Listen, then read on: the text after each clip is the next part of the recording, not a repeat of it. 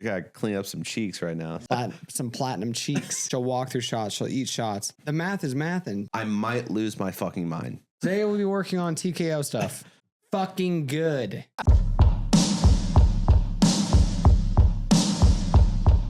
Welcome back to MMA Mathletes. My name's Sean. This is Joe. We're two casual MMA fans who happen to be degenerate gamblers. Come join us while we chase the perfect parlay each week. This week, we're breaking down UFC Fight Night, Anthony Hernandez versus Strickland. And if you enjoy our content, make sure you subscribe and smash that thumbs up button. All right, this week we don't have too much to go over because there was no UFC fight to recap.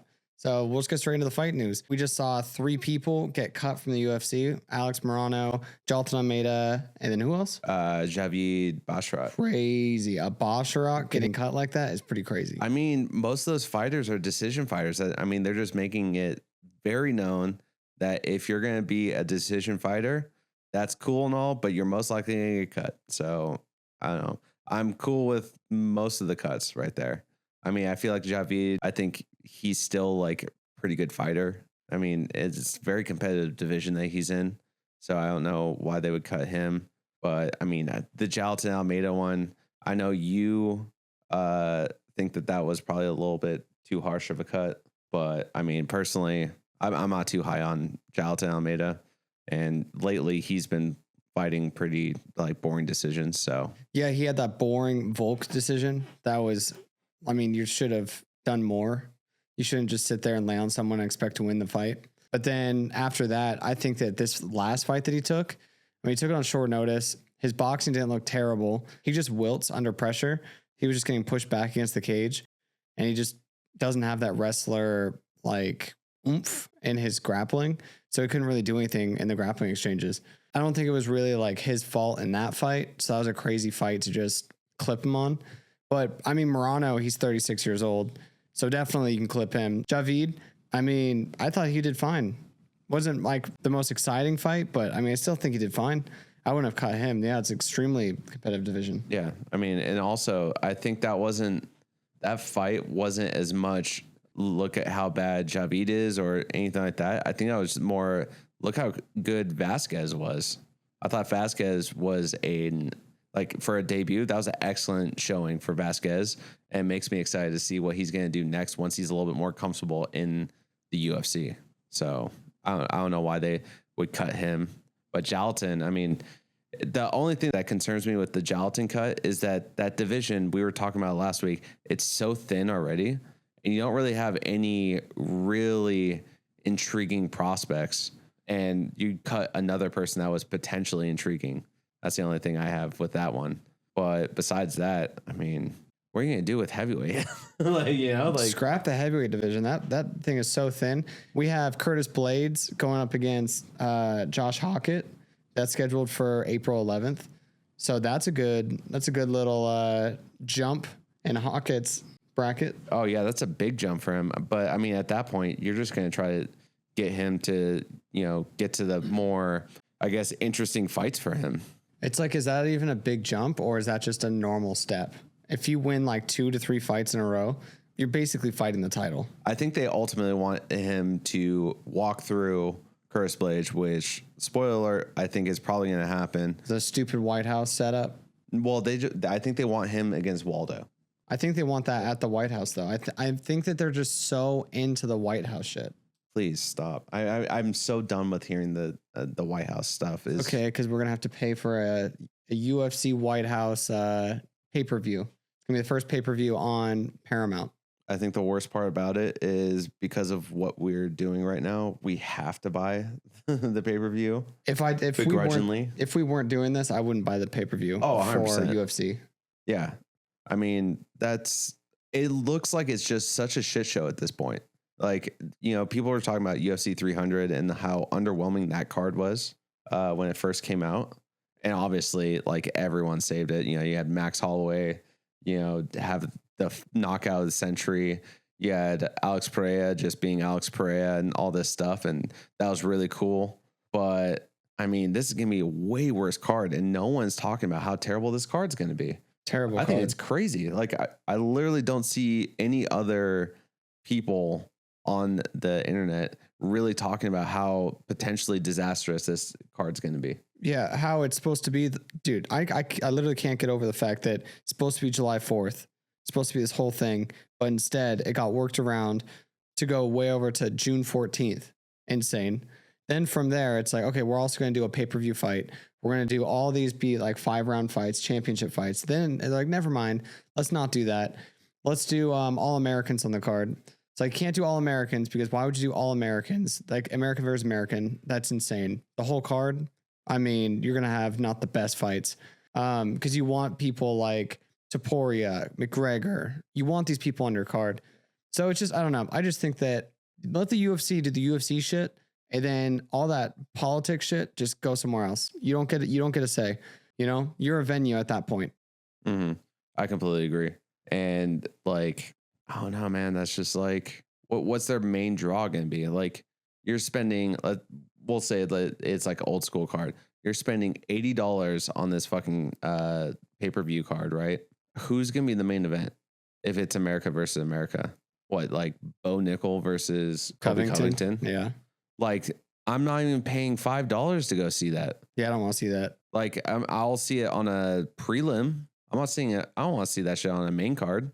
Like, what are we doing here? Yeah. Like, Jan next. Like, that's going to be a boring ass fight regardless. You know, it's not going to be a boring ass fight. Dustin Jacoby calling out Khalil Roundtree. Just a fucking stand up war. I have Dustin taking that.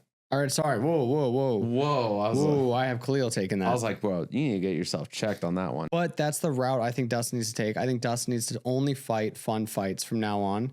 I don't think he should be looking at gold. I think he should be realigning his whole career around, I'm going to go against strikers, people that aren't going to just wrestle with me, take me down.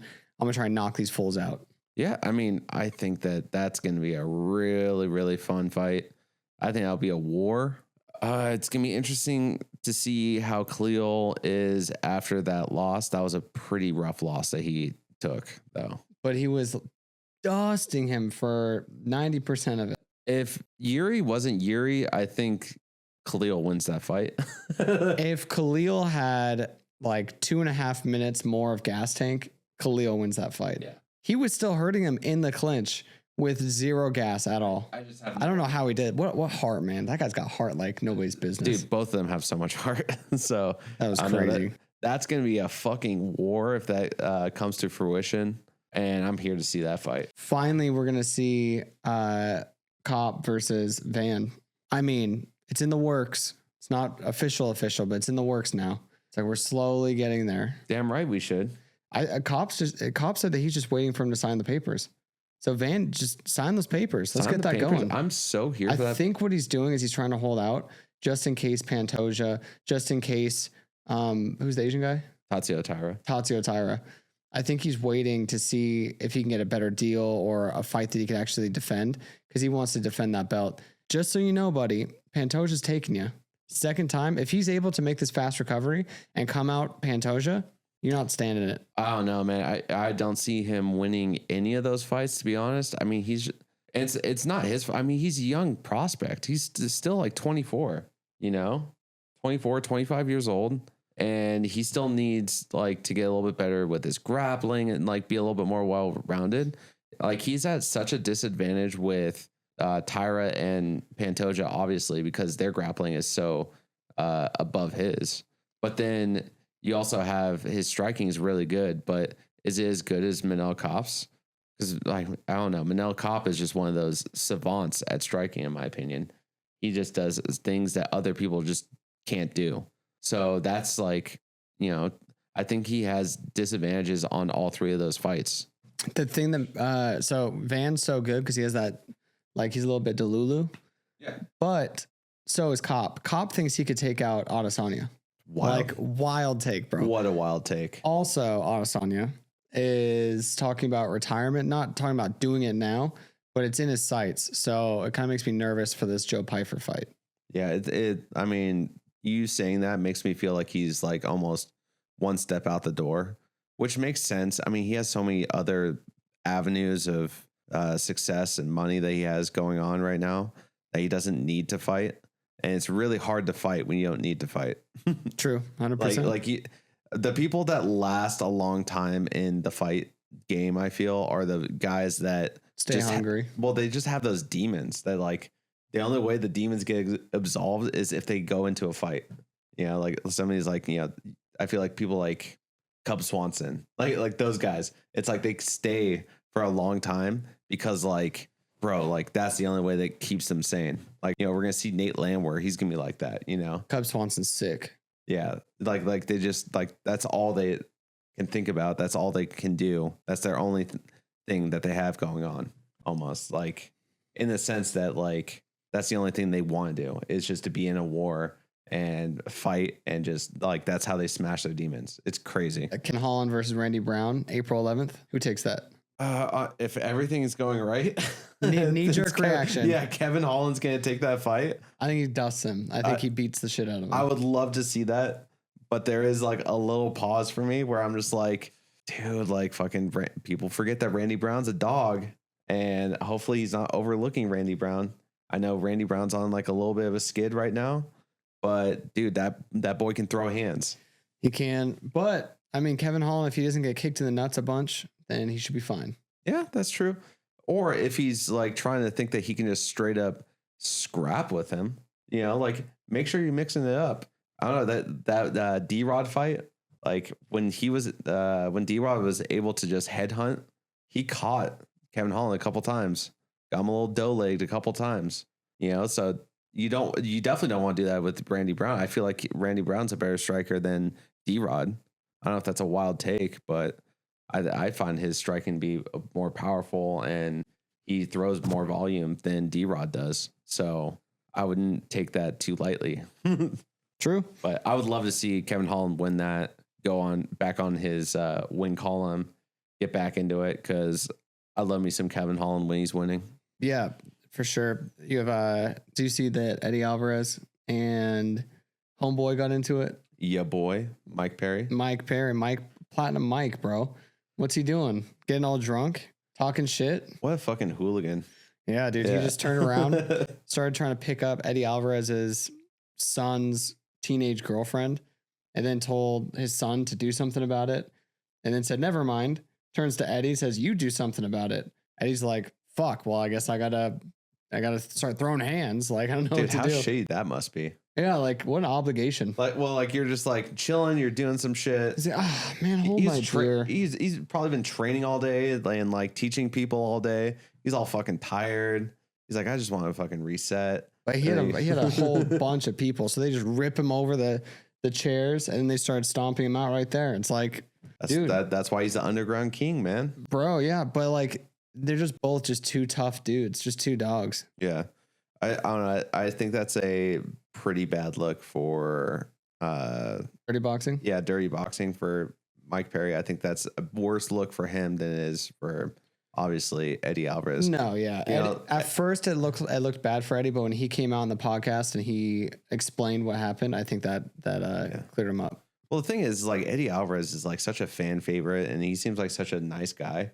It's like, it probably takes a lot for him to fucking have to actually do something about it. But he's there with his family and you're talking shit to his family and then you're calling him out like, do something about it. Yeah. Directly. You do something about it. It's like, fuck. Well, now I got to whoop this guy's ass on my day off. Yeah. 100%. Yeah. I got to clean up some cheeks right now. Yeah. So. Pause. Some platinum cheeks. All right, before we get into this week's fight picks, we do go live on Twitch and YouTube. Saturday, we will be live betting and live reacting to all the fights. So win big, lose big. You don't want to miss it. First fight up, we got Juliana Killer Miller versus Carly Crispy Judice. Who you got? This is actually a really interesting fight because you have Juliana, who just walks forward like a zombie. She's like this. Terrible striking. I mean, she's just the female equivalent to like a Nate Diaz. She trains like out of that area. Yeah, I think she trains out of his gym. I mean, that makes a lot of sense with like her style and how she does things. Yeah, but she literally walks forward like this, throws looping shots, and she just tries to get that takedown and tries to take you down the whole time. Doesn't stop. Pace is just there. She'll walk through shots. She'll eat shots the whole time. But I have Carly to take this. Carly's striking is insane. I think she can do a great job using her kicks to keep her at bay. A lot of people are striking with their hands. Like Luana Santos, for instance, she goes and she's striking with her hands. She actually ends up TKOing her with her hands. She's a grappler, TKOs her. So if Luana can TKO Killer Miller, I mean, we got Carly on this all day. She comes out of a place called Head Kicks MMA. She's putting out people with head kicks. The math checks out. The math is math, and she's winning this. She's taking this. So I have her money line. All right. Joe, first fight of the day. I have to agree with you. I knew you were going to say it. Yeah, I got Carly on this one. I mean, she has 2 performance of the night bonuses back to back so far. And what were those? Fucking head kick knockouts. Head kicks MMA. She's got real power at 125. But also, I think this is more highlighting. I feel like Juliana Miller is, and like she is just an underwhelming fighter. She has decent grappling and the most heart. That's it. Yeah, she has heart. She has a heart. She has chin. Like, you know, it's gonna be hard to get put out. But one thing I hate that she does is she doesn't set up her takedowns. Like, she doesn't throw to get into her takedowns, then to initiate the takedown and all that stuff, and, you know, get everything rolling that way. She just throws them naked. What are you gonna do against Judice? Judice is gonna fucking see that coming from a mile away. You're gonna try to take her down from all the way downtown, and she's gonna throw knees. She's gonna throw a head kick. She's gonna throw wherever she wants to throw on that, because you don't have the head movement to go with your striking as well. Like, I just don't see where she is going to potentially win this fight. But I swear, if Carly Judice, if this is one of those days where she just has an off day, and then you just have Juliana Miller constantly trying to take her down, and finally gets like one of those naked fucking attempts, takes her down, and then submits her or wins by decision because of that shit, I might lose my fucking mind. Yeah, so the big reason why I have Judice as well is because I think the only method of victory is Killer Miller by decision.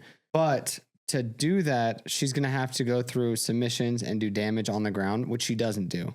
She tries to throw up submissions, but everyone pretty much escapes them. And then I think that might tire out Carly later on in the fight, to where it just goes and she can't throw with power. She's hesitant. She doesn't want to get taken down.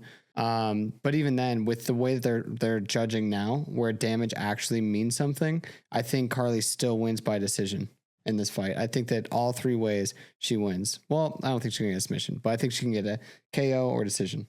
Also, sick ass nickname, Crispy. Yeah, I'm just like, perfect definition. Cool name. It's cool when the nickname is the first, so it's Crispy Carly instead of Carly Crispy. It works either way, in my opinion. I like it. Next fight up, we have Jordan Leavitt versus Yair Del Valle.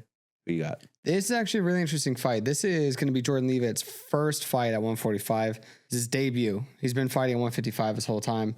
He has a really good wrestling base, very strong. I think Yair has better striking, more power, and I mean, he's got great submissions. I don't know if he has better grappling, but he has better submissions. So we might see another Patty the Batty thing going on. But same thing I said about Killer Miller. I think that Jordan Leavitt, he might take him to the fence and hold him. And when you do that, Yair is going to be raining down elbows, or he's going to go and take you down, go for a submission, and that's going to win the decision. So you can't just hold him against the fence. You're going to have to take him down. You're going to have to, put a beat on him or go for submissions. I don't think Jordan Leavitt's doing that. I think Jordan Leavitt's going to lose this fight to Yair. Yair is just, we bet against him one time, and then that was a rigged fight. But we also saw a really great performance from him, as well as it being a rigged fight. Yeah. Don't let the Isaac Dolgarian fight fool you. He was going to do that to Isaac Dolgarian regardless. Leavitt is a really, really good wrestler. His hands are coming along. They're not like fantastic. They're not, they're just so. I think that 145 from 155 is going to be a huge difference in his cardio. His cardio is already in question when he was 155. Going 145, another 10 pounds he has to lose. I think that might sap his energy a little bit more. And I think it's funny that you said Patty the Batty. I was thinking the same thing in terms of there's a lot of parallels where this guy is kind of like this like legit hype train that people are riding on. and they're trying to get him up the ladder. And I feel like leave it. It's not necessarily that he's bad or anything like that. I think that is just that Yadier, they're trying to get him up. They're trying to find the right fights for him to try to take his place in the 145 division. And he's just going to be a casualty of that, unfortunately. So I have Yadier money line submission if you really want to get spicy. Next fight up, we have Phil Rowe versus Jean-Paul Lepsinani. Who you got? I'm about to get absolutely spit roasted in the comments, but I have Phil Rowe. I'm here for the old dog. I think his striking is better. I think he's faster, more active, just all around a better fighter. The only reason he loses to this guy is due to his age. So if he loses, I think it's just due to the age. I don't think it's that he's a better fighter. I think Jean-Paul is a very basic combination type guy, straightforward striker, nothing too crazy. He's all right. He's not like the best, not the worst. He does have power though. He has that sneaky power, but does he have the power to put him out? And I don't think so. I think that Phil Rowe takes this. And if he does lose, I'm telling you, it's just because of age.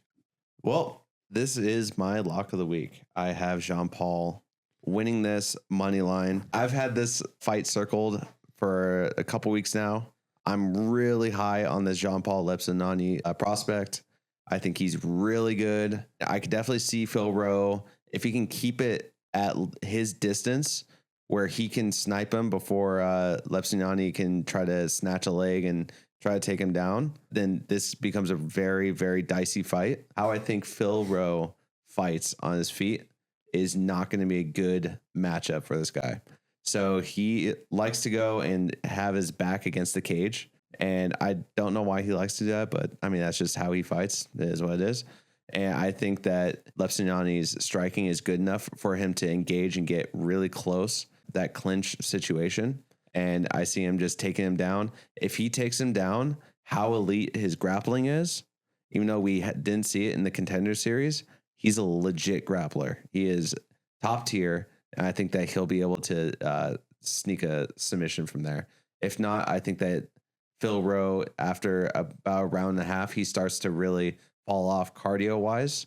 And then Lepsinani is still going to be in his face. He's still going to be right there. And he'll take him by decision. Well, let's go fuck myself. Next fight, we have Ramiz Brahimaj versus Punalehe Soriano. Who you got? I have Punalehe. I think that he has that one punch power. He's going to come out and just get this shit done. I swear if he comes out flat, he's going to get taken down and it's going to be a rough decision fight. Like his last fight, bro, him getting off the ground, I was stressed out. I was so stressed.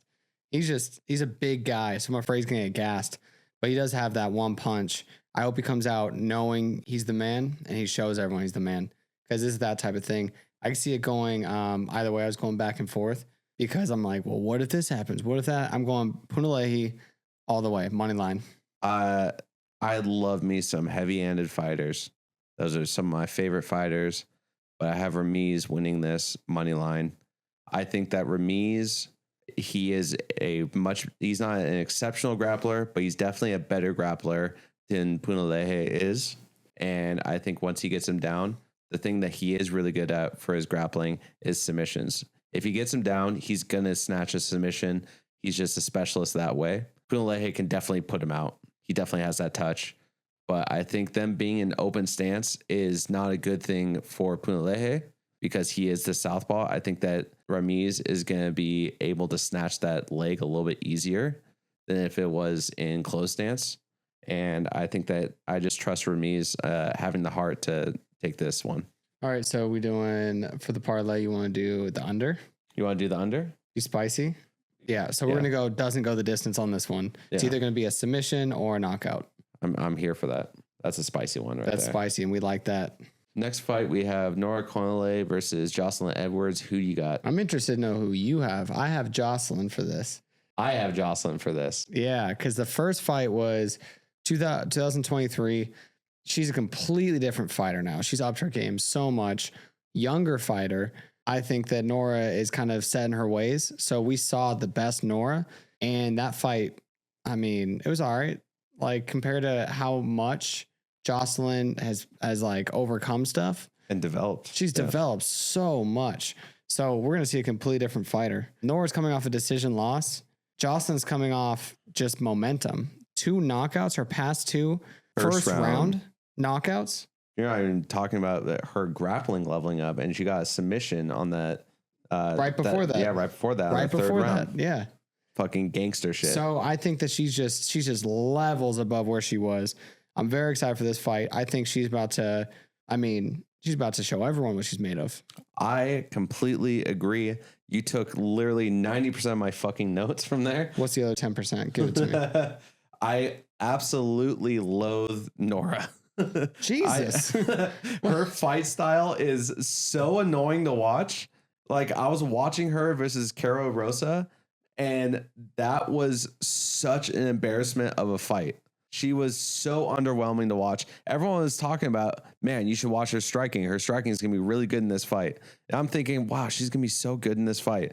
You know, and then I'm thinking, okay, well, Nora's just going to win this fight. So I've been betting on Nora, and I'm watching this fight with Nora. Caro Rosa just destroys her. It wasn't even close. They weren't even in the same fucking league. Like, I was so disappointed. And on top of it, she is the older fighter. She's 36 years old.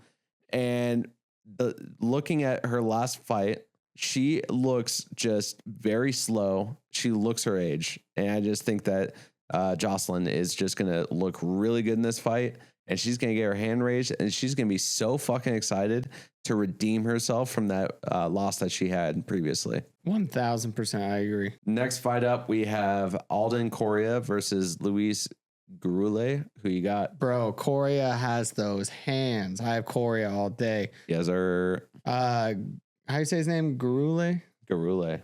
Yo, he got danced on by Jesus for 3 rounds like nothing. And then that knockout that Ode Osborne had on him, nasty. I do not have money on that guy. Yeah, I completely agree. Gurule, I think that he's a really good regional fighter. Like, he's like, he was in Fury before and he was on a tear, just stay in Fury. Like, no offense. Correa was also in Fury, but guess what? He comes in short notice against a guy that's, you know, a proven killer. I would say Alessandro Costa. I was high on him when they originally matched up, and then he just puts him out in the 3rd round. Out dogs a guy that we know is a dog. Let's fucking go. I'm so here for this guy. He fights out of Pineda's gym, so you know that he's going to bring the war, and it's going to be a fun one. But I think that Correa is going to just absolutely fucking run through this. Next fight we have is Ode Osborne versus Alibi Idris. Who do we got? I have Alibi on this 100%. I think that he's coming off his first loss on a perfect record. Ode Osborne is no slouch, but in that division, I think that that's the best route you could take to build up a fighter. He's 1-4, I believe, in his last fights, right? I believe so. Yeah. He's a really fun fighter, very interesting. Striker versus striker, but the grappling of Alibi is a lot better, in my opinion, than Ode. I think that he has more tools. He's sharper. He's on the rise, and I'm really excited. It sucks because I really like Ode. I love his style. I love the way he fights. I think he's a dog, but I don't have him for this fight. I also have Alibi winning this fight. Ode's biggest holes in his game are definitely his grappling, Cardio. and cardio.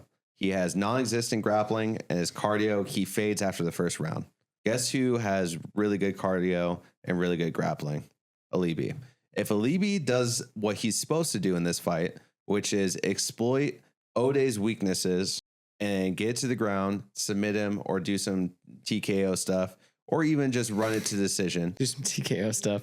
You know what I'm saying? Do some TKO stuff. See yes, what that sir, looks like. dude. Yeah. Yes, sir. Today we'll be working on TKO stuff. Yeah. Just do some of that TKO shit and we'd be good. But if he gets that ego thing where you're just like, okay, well, I'm just going to beat him at his own game, that's when it's going to be very not fun, because Ode will have a highlight reel knockout on you, because Ode has the touch. Ode will hurt you. Ode is like the 125 version of Terrence McKinney, where it's like, if you want to scrap with him in the 1st round, like, that's going to be a rough night for you. Like, he's going to definitely connect to your chin and it's going to be lights out.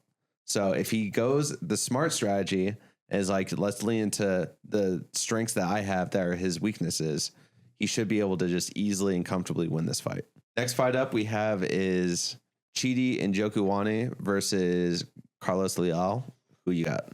So this is actually my lock of the week. I have Leal to win this by KO. I think Chidi's 37, and he's definitely knockable, especially with Leal's power. This dude got some serious power, some serious hands.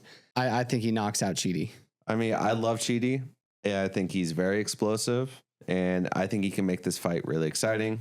I also have Leal. Leal has the other things that Chidi doesn't have. I think he's better in clinch scenarios. I think he's better in grappling exchanges and things like that.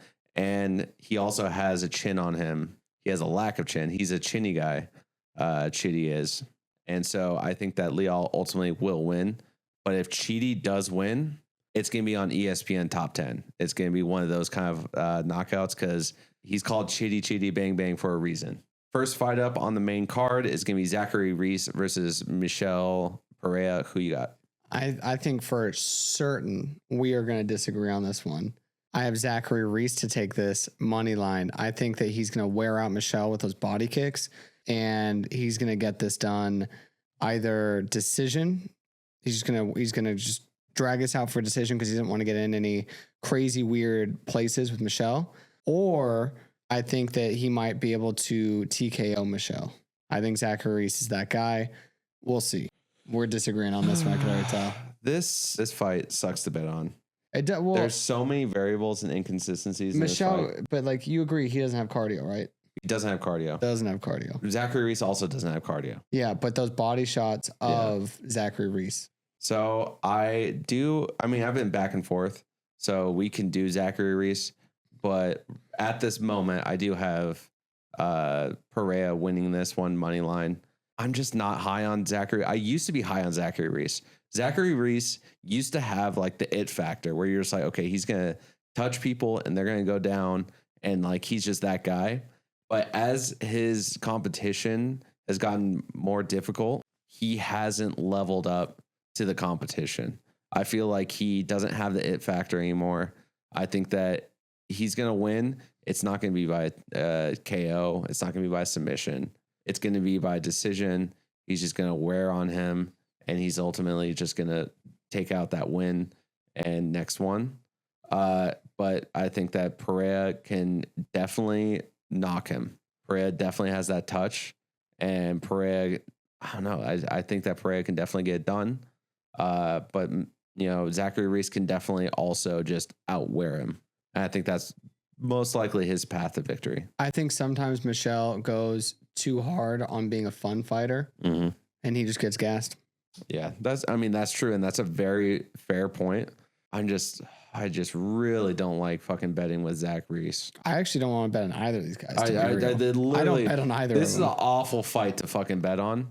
Like, definitely don't see, if you're on Patreon, you are not seeing either one of these people on our fucking spicy parlay picks. Like, they are just like, next, please. This is not an exciting fight for me, in my opinion. It might be if Pereira does something. I just don't see Zachary Reese being the exciting fighter, though. I guess we'll see this Saturday. Next fight up is Jacoby Smith versus Josiah Harrell. Who you got? I have Jacoby Smith. Easily, this is the most easy pick if you could do any lock of the week. This could be another lock of the week because Jacoby Smith, he was training for a way harder fight. Yeah, he was training for Kosei Kion or whatever his name is.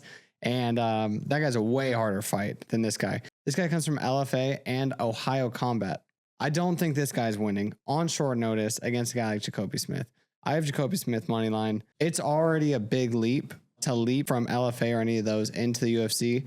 But going against a guy who already has momentum in the UFC, is finishing fights in the UFC, all these things, I don't think that you're going to do that. He's already felt the lights of the UFC. Going from Ohio Combat to UFC is crazy. He's not winning this fight. I have Jacoby Smith money line on this. This used to be a very interesting fight with Ko in it, but now that we have Harrell in it, it's just going to be an RAF wrestling match. Like, you can skip this fight. I mean, I think Smith is going to win this. You were saying short notice against a guy he's from the regional circuits, but none of us are going to enjoy this fight. It's either going to be like, as I said, RAF grappling match, which whatever. It's not like it's like jiu-jitsu where there's exciting passes or anything. It's going to be two guys that are just trying to head snap each other and wrestle. All right, whatever. Or they're going to try to scrap with each other, which that would be somehow the worst of the two options because both of them have terrible hands. So either way, we're going to be watching a fight that is just unentertaining.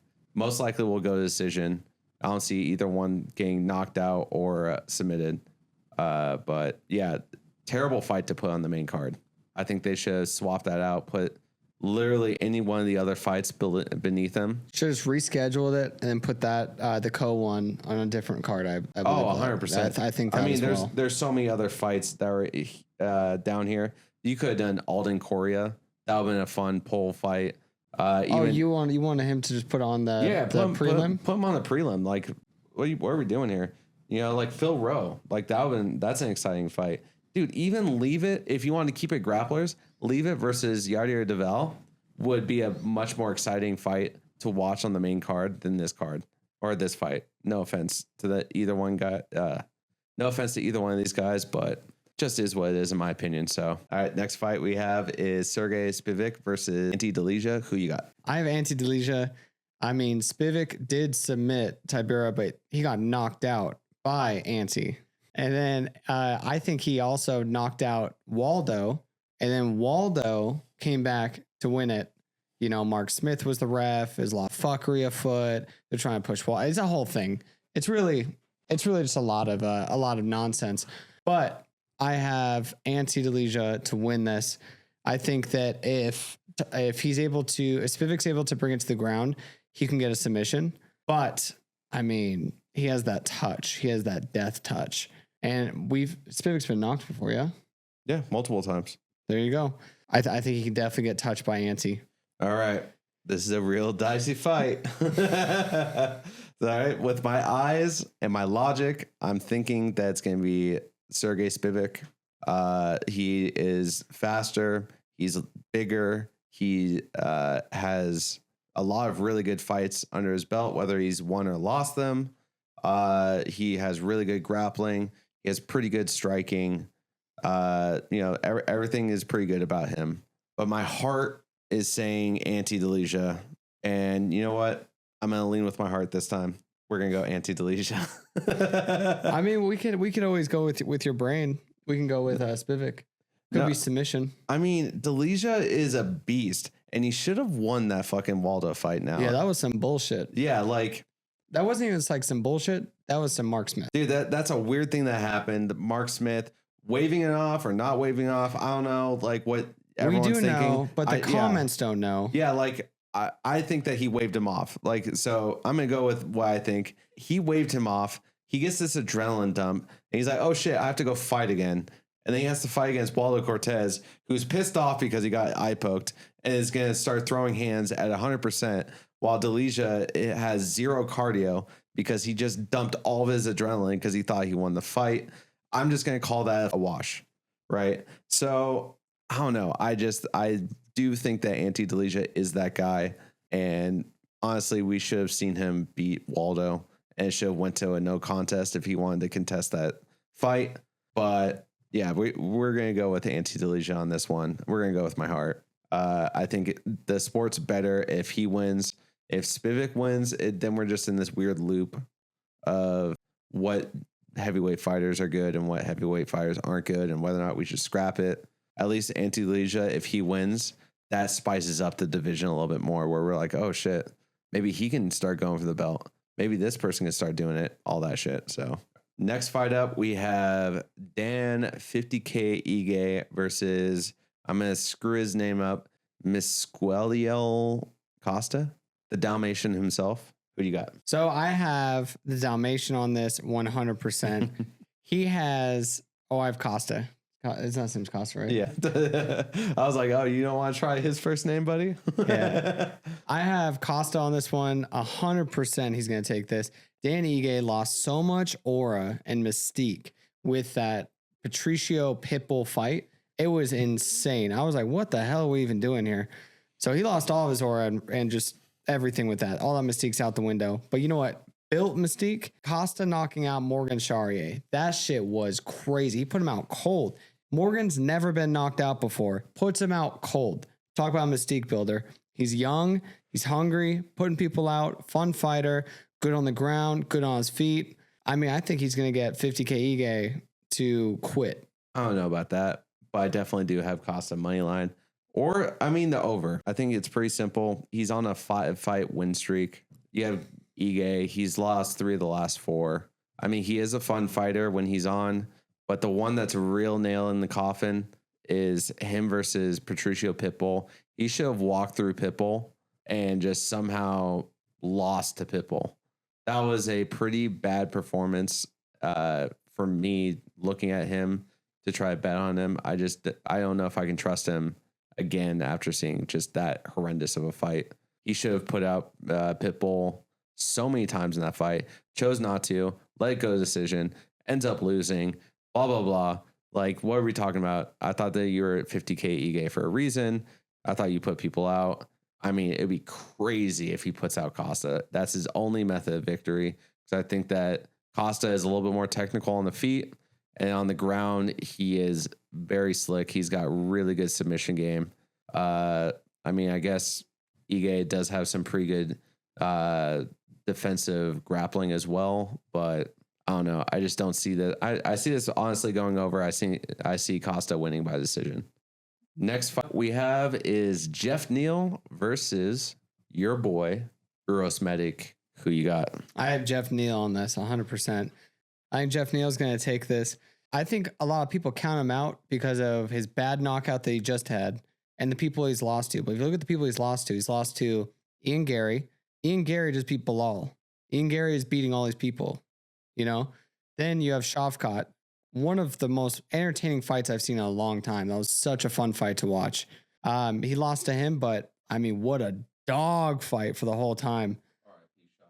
Yeah, I know. Sad. I have him winning this. He's coming off a pretty bad KO. So if he doesn't let that KO factor into the fight at all, then I think he takes this fight. I think he's getting counted out a little too early. I think he takes this, man. I think he's favorited in this fight. Good.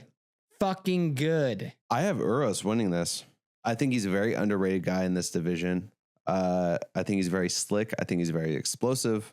Most of the time in open stance, you give the southpaw the advantage in open stance because their jab is going to land more than a orthodox fighter's jab is going to land. And they fight orthodox fighters all the time versus orthodox fighters don't fight southpaws all the time. Things like that. I think this is a little bit different of a situation because you have a boxer that's like pretty much 99% of his striking is boxing versus a kickboxer. And I think the kickboxer in that scenario is going to have a huge advantage on the feet because he can throw that body shot with his kicks. And I really think that Uros is going to go and he's going to try to hit a bunch of body kicks against Geoff Neal. And then Geoff Neal's hands are going to start going down and he's going to go up top with that head kick and potentially put him away because he does hit that hard. But I mean, maybe I just like him because he's from Anchorage, Alaska, baby. Hey, baby. But I don't know. I just kind of see that happening. Geoff Neal can definitely get this done. He does before the Carlos Prates fight. He did have a chin on him. So it's like, depending on how bad that knockout is to his overall psyche and whether or not he is chinny now or not, I think that his durability should be withstanding most of it. But I mean, you never know. So I don't know. I honestly think that Uros can definitely get the upset. I've been flipping back and forth. So if you wanted to do Geoff Neal, I'm here for it. Let's just make it easy and do Geoff Neal. Okay. I got you. But I don't know. I'm just a little fanboy of Uros. I love the fact that he has the finishing it ability. Like he tries to finish the fight. I appreciate that as opposed to a lot of these people that just try to out game and out point the system and try to win that way, which I mean is a way to fight, but I don't know. I'd rather see someone finish the fight. The main event, We got Sean Strickland versus Anthony Hernandez, Mr. Fluffy himself. Who you got? I have Sean Strickland. So I have Sean Strickland. Okay. I have Sean Strickland to win this. I think that his pressure with his jab, his teep, I think he gets it done. I don't know. I think that Fluffy's really good. He's dangerous everywhere. But I think if we see Sean Strickland be Sean Strickland, I think he takes this. His last fight against DDP, he's saying that he had a shoulder injury and that UFC was making him go in there and fight, and that's why he lost. So we might see a whole new rejuvenated Sean Strickland. He's also claiming that he has better ground game, or he has the correct ground game to beat Khamzat. Or Khamzat. Yeah, Khamzat. Yeah. So to beat Khamzat. And so it's very interesting to me because Fluffy, if he takes him down, we're going to see a lot. If he has weaknesses, what his ground game actually looks like. And if he can't do anything against, and if he can't defend himself on the ground against Fluffy, he's definitely not getting that Khamzat or the Chimaev fight. So for the last 3 weeks, I've had Anthony Hernandez winning this fight. I looked at all the information. I've come to the conclusion Sean Strickland will win this fight. What is the information you looked at? So I was thinking about it. I'm looking at all their fights and stuff like that. Anthony Hernandez, he's on a wicked tear. He's on I think it's an 8-fight win streak, and he hasn't lost since 2020. So impressive. Good for him. And he's doing such a good job in the division. I'm a huge fan of his. Number one, you got to look at the last couple of fights. Sean Strickland has lost 2 of his last 3 fights. Obviously, Anthony Hernandez has not lost in a very long time. I think Sean Strickland knows that he has to win this fight or else his career gets kind of dicey. He's a heel. So it's you can't be a heel and lose. You have to be winning. So I think he knows that he has the pressure to perform this fight and he has to win. I think the chips are higher for him than if Anthony Hernandez loses, is what it is. He probably goes down to maybe 10 to 15 and he has to work his way back up, is what it is. Can't win every fight. So I think that Sean Strickland has way more to lose. So therefore he's going to fight a little bit harder. His jab is the best jab in middleweight, is such a nasty jab. He has different types of jabs and his jab will always land. It's unreal how money his jab is. His grappling, his losses that he has are not towards grapplers. It's predominantly strikers. So if you look at, you have Alex Pereira that he lost to. Well, that's because he's a striker. He just got outstruck by him.